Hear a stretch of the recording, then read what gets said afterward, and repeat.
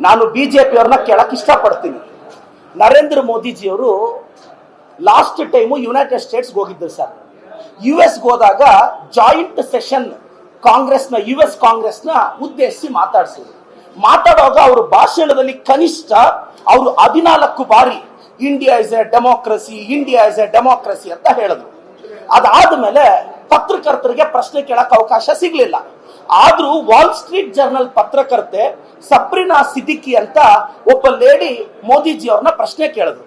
ಅವ್ರು ಕೇಳಿದ್ರು, ಭಾರತದಲ್ಲಿ ಮುಸ್ಲಿಮ್ಸ್ಗೆ, ಮೈನಾರಿಟೀಸ್ಗೆ ಅವರ ರಕ್ಷಣೆಗೆ, ಫ್ರೀಡಮ್ಗೆ ತಾವ್ ಏನ್ ಮಾಡಿದೀರಾ ಅಂದ್ರೆ ಯಾವುದೇ ಕಾರಣಕ್ಕೆ ನಾವು ರಿಲಿಜಿಯನ್ ಮೇಲೆ, ಕ್ಯಾಸ್ಟ್ ಮೇಲೆ ಡಿಸ್ಕ್ರಿಮಿನೇಷನ್ ಮಾಡಲ್ಲ ಅಂತ ಮೋದಿಜಿ ಅವ್ರು ರಿಪ್ಲೈ ಕೊಟ್ರು.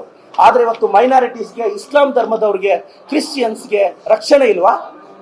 ಬಿಜೆಪಿ ಅವರು ಸ್ವಾರ್ಥಕ್ಕೆ ಇವತ್ತು ನೋಡಿ, ಕೇಂದ್ರ ಸರ್ಕಾರದ ಅಧೀನದಲ್ಲಿ ಇರ್ತಕ್ಕಂತ ಒಂದು ಏಜೆನ್ಸಿ ಅವ್ರು ಹೇಳಿದ್ದಾರೆ 2017ರಿಂದ 2021 ಮಧ್ಯೆ ಬರೀ ಧರ್ಮಗಳ ಘರ್ಷಣೆ 2900 ಇನ್ಸಿಡೆಂಟ್ ಆಗಿದೆ. ಇದೆಲ್ಲ ಬಿಜೆಪಿ ನಾಯಕರು ಕೊಡ್ತಿರೋ ಹೇಳಿಕೆಗಳಿಂದ ಆಗ್ತಿರೋದು. ಅಷ್ಟೇ ಅಲ್ಲ, ಔಟ್ಲುಕ್ ಅಲ್ಲಿ ಒಂದು ಆರ್ಟಿಕಲ್ ಬರುತ್ತೆ ಮಾರ್ಚ್ 13, 2023 ಅಲ್ಲಿ, ಕ್ರಿಶ್ಚಿಯನ್ ಧರ್ಮಕ್ಕೆ ಇಲ್ಲಿ ಅವಕಾಶನೇ ಇಲ್ಲ ಅಂತ.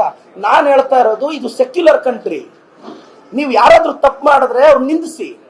ನಮ್ಮ ರಾಷ್ಟ್ರೀಯ ನಾಯಕರ ದೇಹವನ್ನ ನಗ್ನ ಮಾಡಿ ಅದ್ರ ಮೇಲೆ ನೀವು ಇಸ್ಲಾಂ ಧರ್ಮವನ್ನ ಬೈದ್ರೆ ಬಿಜೆಪಿ ಅವ್ರಿಗೆ ಮಾನ ಮರ್ಯಾದೆ ಇಲ್ವಾ? ನಿಮ್ಮ ರಾಷ್ಟ್ರೀಯ ನಾಯಕರನ್ನ ಬೈದ್ರೆ ನಿಮಗ್ ಬೇಜಾರಾಗುತ್ತೆ, ನಮಗ್ ಬೇಜಾರಾಗಲ್ವಾ?